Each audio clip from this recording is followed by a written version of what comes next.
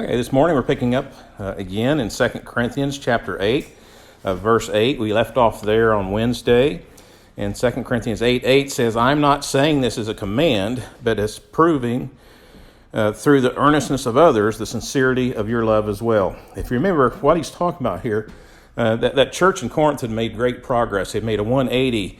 He is now trying to get them to grow in their giving. He's talking about giving to the missionaries, giving to the churches in Jerusalem, giving to those in need. So what he's saying is, I'm not commanding you to give, but you should want to give out of the love of your heart, which demonstrates your love. And then he continues, he says, for you know the grace of our Lord Jesus Christ, that though he was rich, yet for your sake he became poor, so that you, through his poverty, might become rich. You know, what point is Paul making about Jesus there when he makes that statement? Whenever he says he was rich, yet for your sake he became poor, so that you through his poverty might become rich. Well, he was God. Mm-hmm. So he had everything, and so he came down to our level. Right. So then he could experience and know that he was experiencing what we were as far as on the human side. So then he did that, so we would become rich like him. You're absolutely correct. And what's interesting is he was so rich and is so rich, he is actually the one that created the world. If you turn to Colossians 1, verses 16 through 17, it says, for through him, God created everything in the heavenly realms on earth. He made the things we can see and the things we can't, such as thrones, kingdoms, rulers, and authorities in the unseen world. Everything was created through him and for him. He existed before anything else, and he holds all creation together.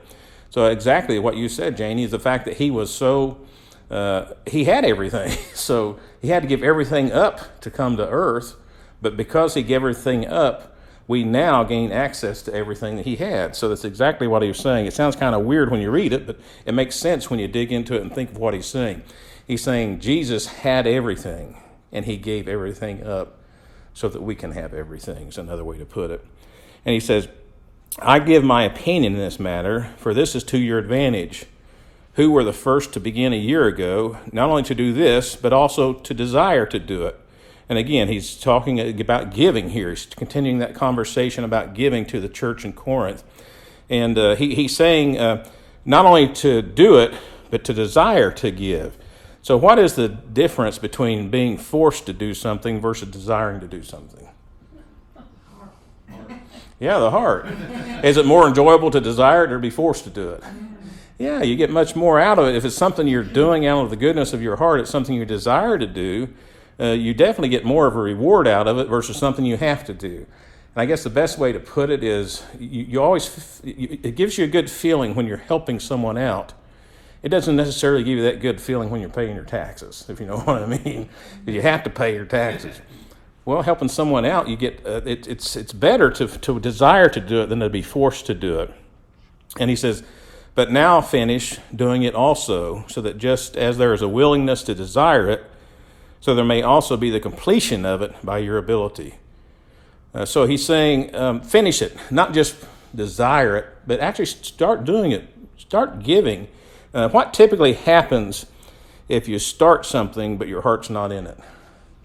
You don't do a very good job. Or you quit in the middle of it. You start it, right, exactly. You start it, and after a while you just give up. Well, it's just, and that's the point he's making there. He's saying, it's great that I see a willingness for you to give, but also it's just important that you complete it.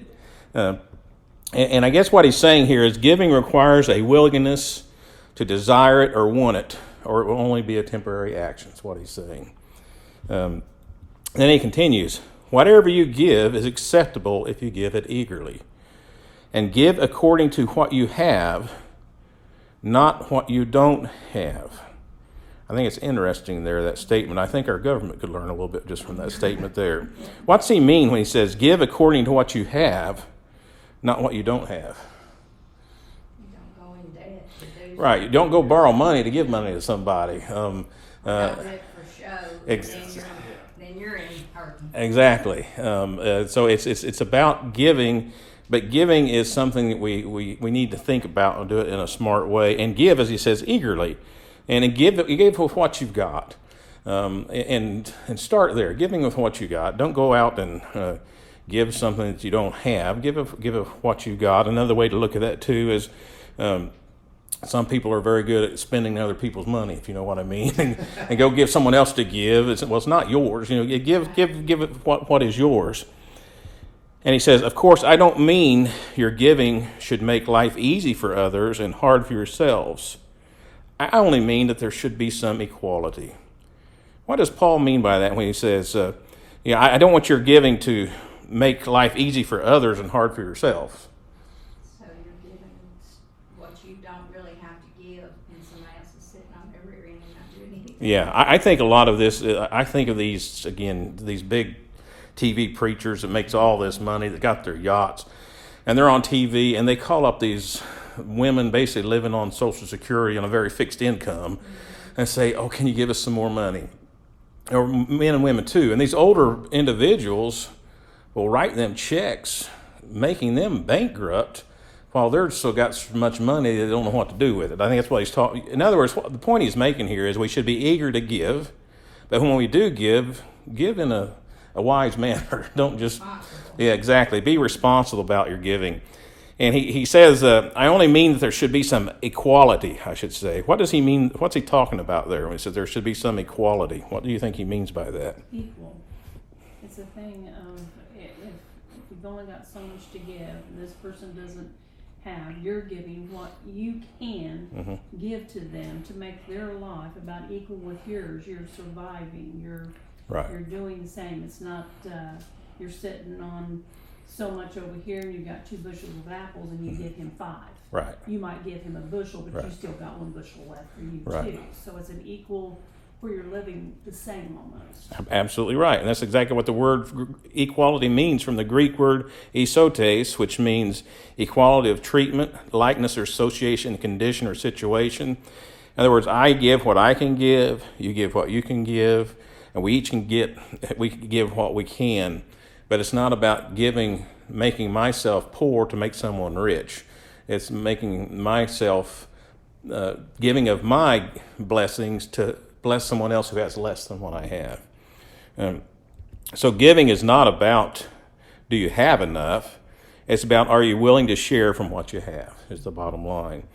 This is also not about redistribution of wealth. And some people will use this verse in an inappropriate way to say that it involves socialism. This is not. God is not a socialist, nor is he saying that the rich are to become poor and the poor are to become rich, or that all are to be the same, which is what socialism demands. He's saying love one another with what you're giving. The only reason I bring that up, I've mentioned this before, and this is really alarming to me. Socialism is really gaining traction in the United States. And it's almost becoming where you have 2 parties now. You have the Republican and the Socialist Party because the Democrats are going so far to the socialist extreme. But socialism is gaining traction. And here's just one example. This was a study from 2019. In 2019, those millennials and Gen Zers, which are ages 18 to 39, they now, half of them support socialism, and half of them support capitalism, which is what this nation is founded on. So that's of 2019. I'll show you a more recent one here in a second. Even in your Gen Xers, which is 40 to 54, your baby boomers, 55 and older in 2019, even in those, you're seeing kind of an uptick in this approval of socialism. 2025, they did a Cato survey, a huge nationwide survey. They found 67% of Democrats have a positive view of socialism. Again, which shows you, as I said, that party moving in that direction. Strong liberals lead the way, with 82% having favorable views of socialism. So within that Democratic Party, the liberals are almost 80% wanting us to go to a socialist nation. This is where it really picked up. Among Americans under 30, now 62% feel favorable towards socialism. So what does that tell you? That's our next generation there, under 30. It's gonna be a socialist kind If things don't change, it's going to be socialist. And again, socialism, the challenge with socialism is it's typically is anti-God. It's all about man and what man does and what man creates. And socialism tends to be very atheistic or a godless mindset. This is even, to me, more frightening. You see the increase in this. And this is 200, that Cato survey in 225. They not only went with socialism, they said, let's say communism. 18 to 29-year-olds, almost 34% approve or like communism. They think we should be a communist nation, which is kind of socialism on steroids. But socialism eventually turned into communism, which turned into a dictatorship. But anyway, you just see this growth in this. The problem with that, communism and socialism says what's yours is mine. That's the government. It says I own the government owns everything. Capitalism says what's mine is mine. So what I make is mine, and I can do whatever I want with it. Jesus says what's different in all of them, what's mine is yours. It's about giving. Jesus is about giving. Communism is about taking. Capitalism is about making, and Jesus is about giving. So it's kind of the difference between all of those. So anyway, I just want to kind of bring that up as he got talked about equality. I want to make it clear he's not talking about socialism there. In 2 Corinthians 8:14, and it says, right now you have plenty and can help those who are in need. Later they will have plenty and can share with you when you need it. In this way, things will be equal. And that's kind of what he was saying there when he talked about equality. I think that's what he was talking about is it all comes out equal in the end. They're giving to Jerusalem because they're in need. Jerusalem will eventually, it will reign again and they'll be blessed. And then these other churches may be in need, and then Jerusalem will give to them. And then he continues, as the scripture says, those who had gathered a lot had nothing left over, and those who gathered only a little had enough. In other words, what he's saying there is you go out and you try to take everything, you never have enough. You never have, you always never have enough left over. You're always wanting more, versus those who were just taking what they had and giving it without trying to hold on to it, found that they were satisfied with what they had. He said, but thanks be to God who puts the same earnestness in your behalf in the heart of Titus. Again, what's he talking about there? What earnestness is Paul referring to, do you think? When he says, Paul's got that same heart of earnestness that I see in you. I mean, Titus has that same, yeah. of love for them. Yeah, the love for them and the love of Christ. And we see that in 1 John 3:16 through 17. It says, this is how we know what love is. Jesus Christ laid down his life for us, and we ought to lay down our lives for our brothers and sisters. I'm sorry, I didn't have that slide before. This is how we know what love is. Jesus Christ laid down his life for us, and we ought to lay down our lives for our brothers and sisters. If anyone has material possessions and sees a brother or sister in need, but has no pity on them, how can the love of God be in that person? And that's what he's saying. You have the love. This church in Corinth, just like Titus, had that same love for others. It's a giving heart, a giving spirit. He continues, for he not only accepted our appeal, but being himself very earnest, he has gone to you of his own accord.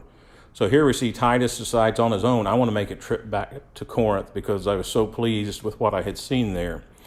It says, we have sent along with him the brother whose fame in these things of the gospel has spread through all the churches.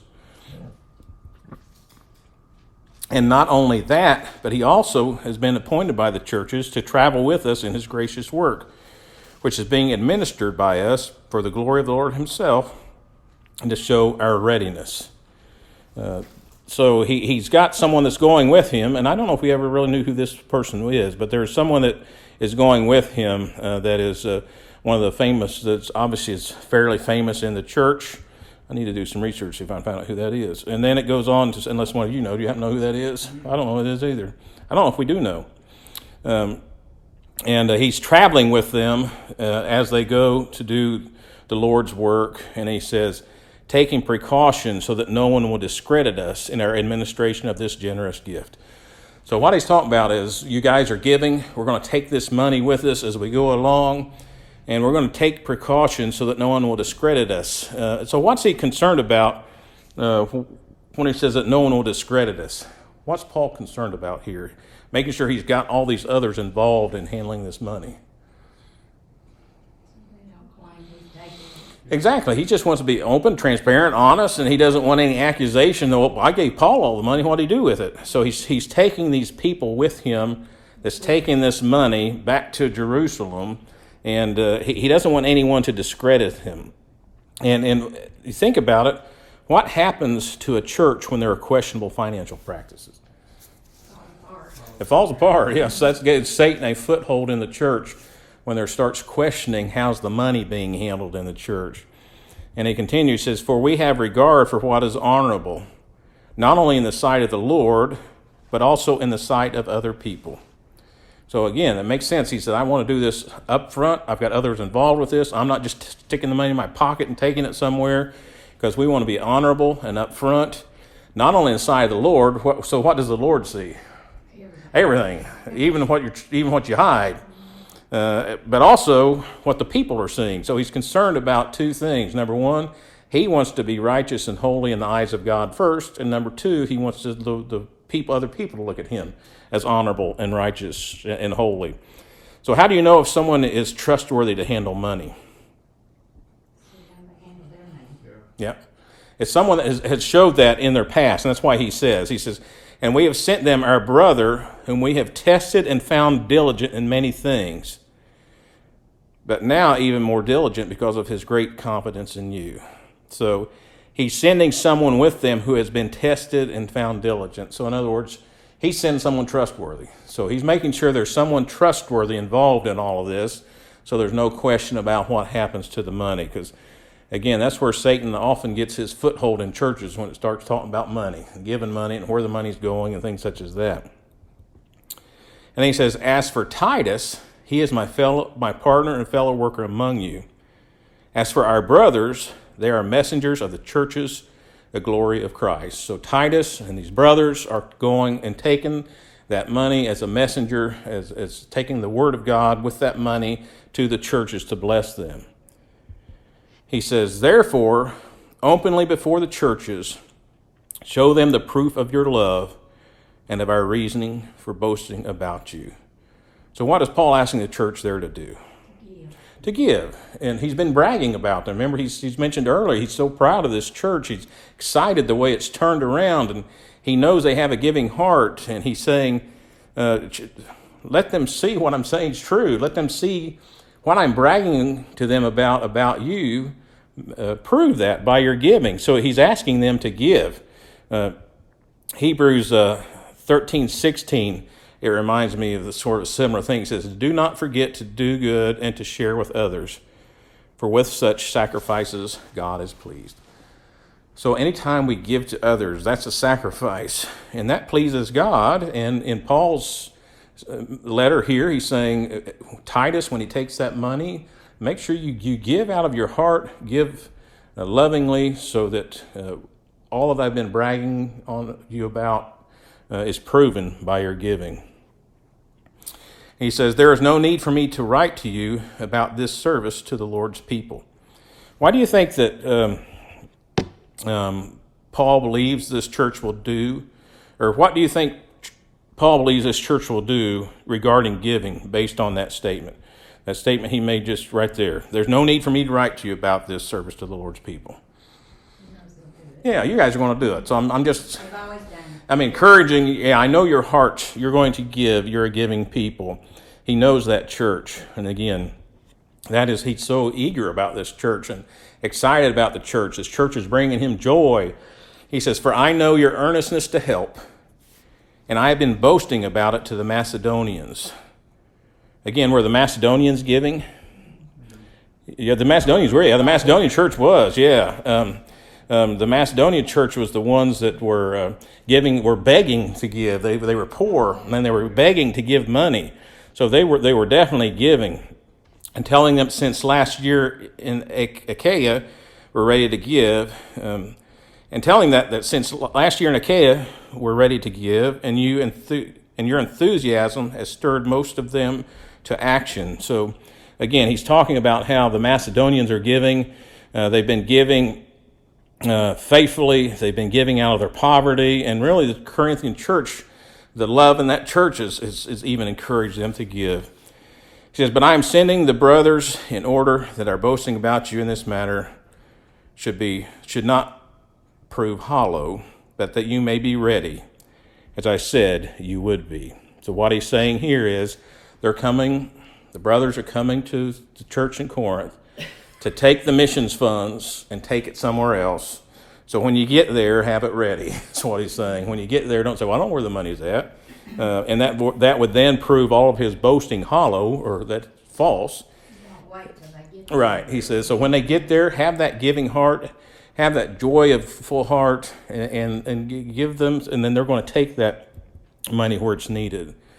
"For if any Macedonians come with me and find you unprepared, we, not to say anything about you, would be ashamed of having been so confident." So again, the Macedonians were the giving churches. So if the Macedonians were some of the ones that came with them, and they find that they've got no money, and they're not even prepared to give them any money, that's going to make egg on Paul's face and those there. He's saying it's going to make us ashamed that we've had such confidence in you. So how important are our actions as viewed by others?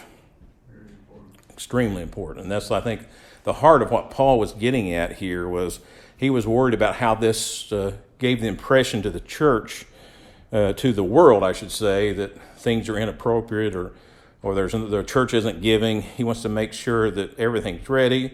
People's giving with a joy. They're giving from their heart. They're not being forced to give. And as a result, the love of Christ is seen. And that's kind of the heart of what he's after. He says, "So I consider it necessary to urge the brothers that they go on ahead of you and arrange in advance your previously promised generous gift, that the same would be ready as a generous gift, and not as one grudgingly given due to greediness."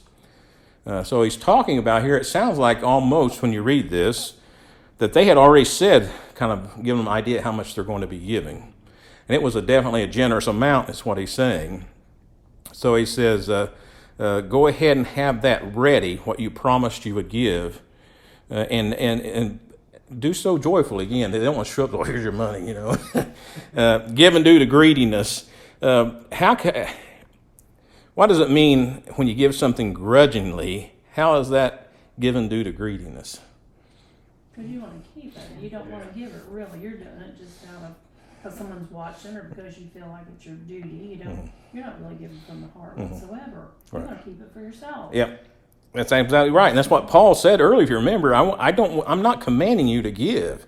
That should be something you want to give out of your heart. If I'm commanding you to give, then you're all missing the point. If you feel like you have to give, you might as well not give, because you're just giving out of your greediness instead of out of your heart and out of your love. So he says it should be arranged in advance. So just some things we can kind of glean from this when it comes to giving. Number one, it should be planned. Number two, it should be generous. Number three, it should be a gift, not expecting to get it back. And number four, it should not be grudgingly given. What causes us to not be generous givers who give joyfully? Selfishness. Yeah, well, we just talked about it, underlined it there. It's greediness. Yeah, we want all of ourselves. This is my money, not yours. I don't want to give. And again, it's very important we understand what giving is all about. Giving is to give to someone in need, to support something. Giving is not taking your money and just throwing it away. Giving to something that is a cause that is of no benefit, does not advance the kingdom or anything like that. But when we do see someone in need, or there's a mission we want to support, we should give out of the love and not of greediness. And bottom line, what is greediness? Yeah, I want it all. It's all mine. What does greediness cause you, or why does greediness cause you to give grudgingly? You don't want to give nothing up. Yeah, it's all about you. Hebrews 13:5 says, "Keep your lives free from the love of money, and be content with what you have, because God has said, never will I leave you, never will I forsake you. I can't help but think of 1 Timothy 6:17 says, command those who are rich in this present world not to be arrogant, nor to put their hope in wealth, which is so uncertain, but to put their hope in God, who richly provides us with everything for our enjoyment. Ecclesiastes 5:10 says, whoever loves money never has enough. Whoever loves wealth is never satisfied with their income. This too is meaningless. And this was written by someone who had a lot of money. So it's all written about, and you see that so much when you think about it. Look at all of, I'm going to pick on Hollywood, but look at all of the movie stars and the multi-million-dollar homes. Some have 3-4 homes, beach homes and homes in Los Angeles and homes here and there. And look at how many of them are addicted to drugs, die of suicide, and are just miserable. Yet they have all that money. Another example, there's always a push in Alabama to bring the lottery here. I personally feel like it's a mistake to bring the lottery into Alabama. Everyone can have their own opinions, but the reason I think that is because from our experience, even in Indiana, where they say the money goes, it never really goes there. You don't see any, you don't see better roads, you don't see better schools. The money just somehow just disappears. I don't know where it all goes. Exactly. And the other thing about the lottery, it is really, I often refer to as the poor man's tax, because typically the ones that actually play the lottery are people that don't have the money to play the lottery. So they're hoping to hit it big. And the sad thing is, whenever someone that is not very wealthy, that doesn't understand how to handle money, and they hit $50 million, and all of a sudden they got $50 million put in the bank, it destroys their life. And I don't know how many stories I've seen of people who were struggling to get by, they hit the lottery, and they just lose everything. And how miserable they were when they got all that money, because it's not what the answer is. All the world tries to tell you that's what it is. Well, I think too, it's just like you talked about Paul, or anybody that's wealthy like that.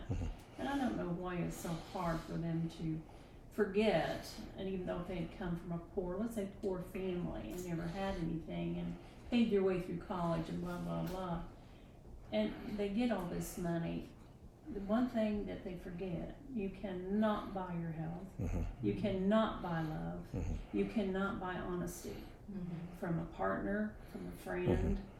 You can't buy it. Money cannot buy that truth, that honesty, that contentment that you yearn for from the beginning of time of God making man and woman and being a partner.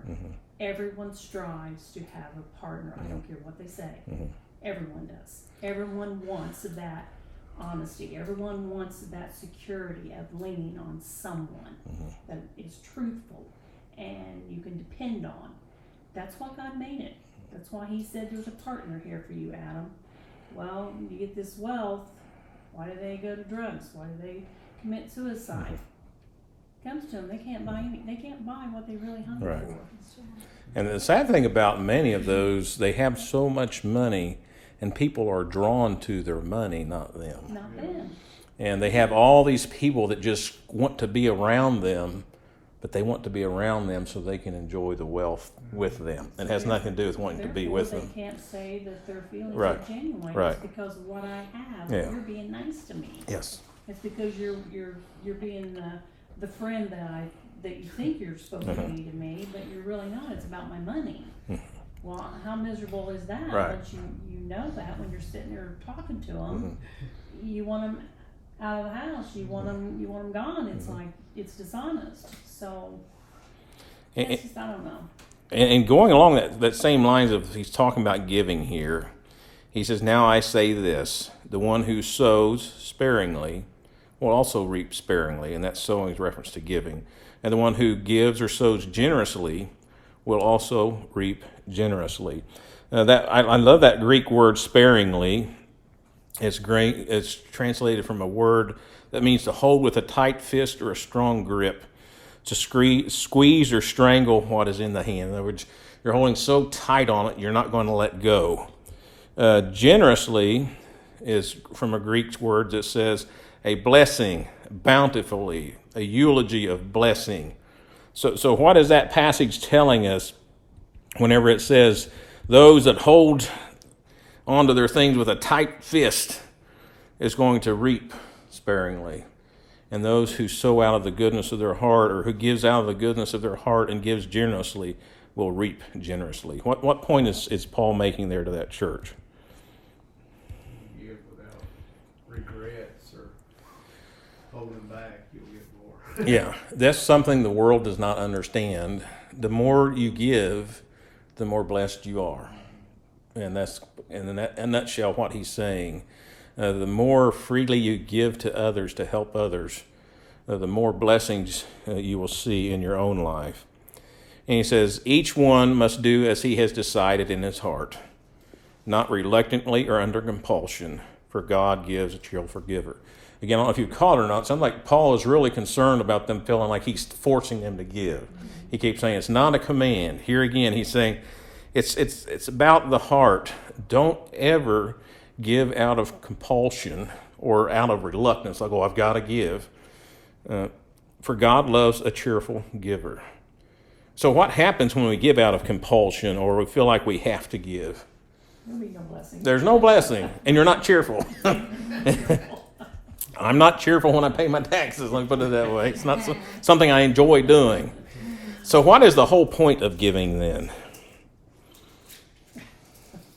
What is it demonstrating? Your heart. Your heart. It's a willingness to care and show others. It's a willingness to show your love to others.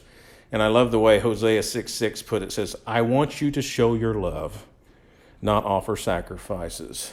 I want you to know me more than I want burnt offerings. So here's God saying, I want you to show your love to me more. That means more to me than the sacrifices. It means more to me than the offering.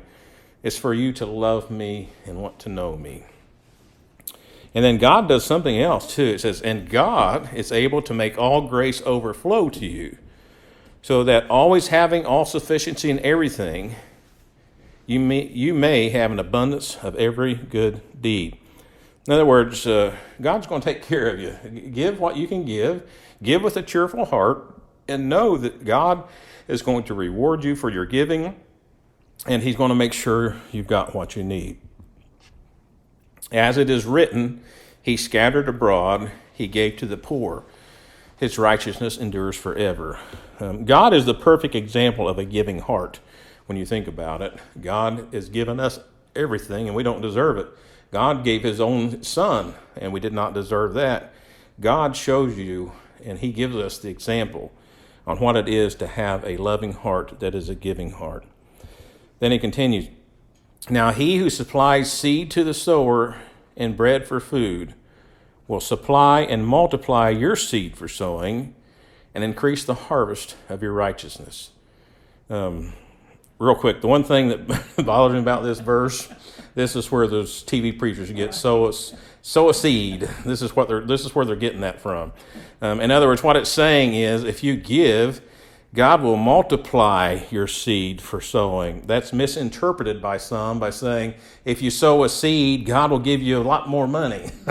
That's not necessarily true. It's not about the money. But God will bless you. It might not be with money, but he will bless you. And what does God do with your gift when you give back to God? He multiplies. Absolutely correct. You remember the bread and the fish? God multiplied that. That's what he's talking about. He'll take your gift and multiply it, not make you rich and give it back to you. He's talking about multiplying what you give. He says, you'll be enriched in every way so that you can be generous on every occasion. And through us, your generosity will result in thanksgiving to God. So what does generosity lead to there? And I kind of underlined it there in that verse. Well, ultimately, what does generosity lead to? Or what's it an example of? It's a way to show God praise, to thank God. No better way, God says, to thank me for what I've given you than to share what I've given you with others. That's what it boils down to. And then it continues, for the ministry of this service is not only fully supplying the needs of the saints, but also overflowing through many thanksgivings to God.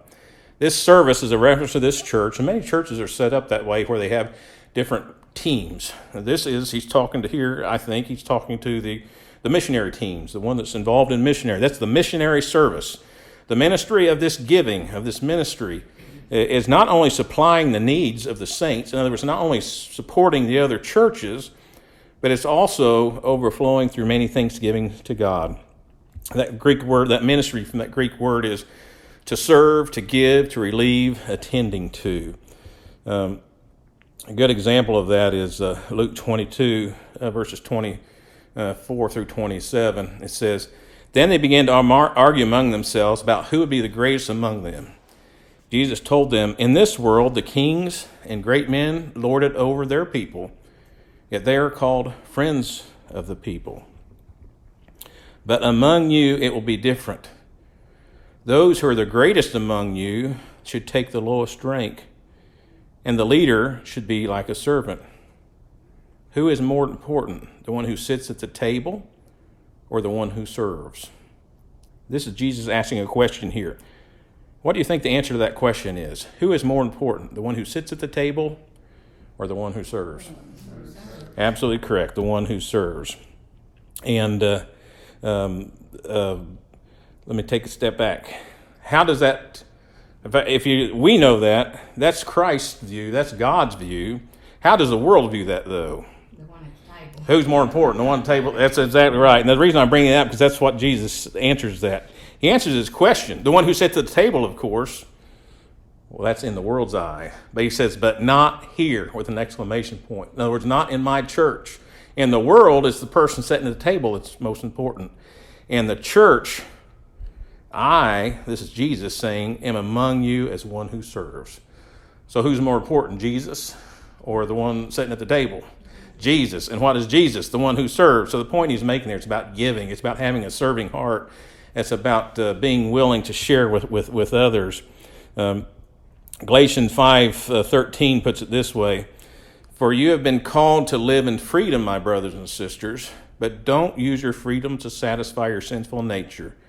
Instead, use your freedom to serve one another in love." So when you think about it, giving is serving. It's serving God. It's giving to others. It's worshiping God. It's pleasing God, all of that. And what are the outcomes of giving? Well, we already talked about it, but this is what he's saying here. For the ministry of this service, this ministry of their missionary service, supporting all the missions, is not only fully supplying the needs of the saints, so it's not only giving them the money and the food and things they need, but it's also overflowing through many thanksgivings to God. And how does giving result in many thanksgivings to God, do you think? The gospel and involves more people. Yes, and it's a way of giving thanks back to God. It shows your love for God when you give. And he kind of also summarizes what the advantage of what that does in verse 13. He says, "Because of the service by which you have proved yourselves, others will praise God for the obedience that accompanies your confession of the gospel of Christ, and for your generosity in sharing with them and with everyone else." So it moves forward the word of God. It's proclaiming the message of God. It's praising God through your giving. And it continues, "And in their prayers for you, their hearts will go out to you because of the surpassing grace God has given you." So they're going to be thankful when the missionaries get that money, the support they need. They're going to be praying for you. They're going to be thankful for you. They're going to be thanking God for you. And he says, then he finally says, and this to me is kind of like the stamp on the end that seals it all: "Thanks be to God for his indescribable gift." What is God's indescribable gift? It's life. Jesus, you're absolutely right. And it's best described in Romans 5, verses 8 through 9. It says, "But God demonstrated his own love towards us, in that while we were still sinners, Christ died for us. Much more then, having now been justified by his blood, we shall be saved from the wrath of God through him." God's a generous giver. God gave us everything he could have. And as this whole the section of this letter started out, Paul was saying God gave up everything and became poor so that through that we could become rich. Ephesians 2:8-9 kind of says something very similar. It says, by the grace of God you have been saved through faith. And this is not your own doing. It is the gift of God, not a result of works, so that no one may boast. You see, that indescribable gift, that greatest gift in history is Jesus Christ. The fact that God gave his only Son for us should motivate us to give generously. Jesus gave his life voluntarily, so we should also follow his example in our lives and our giving. So with that said, we'll pick up in verse 16 next on Wednesday. So Joe, do you want to close us in prayer?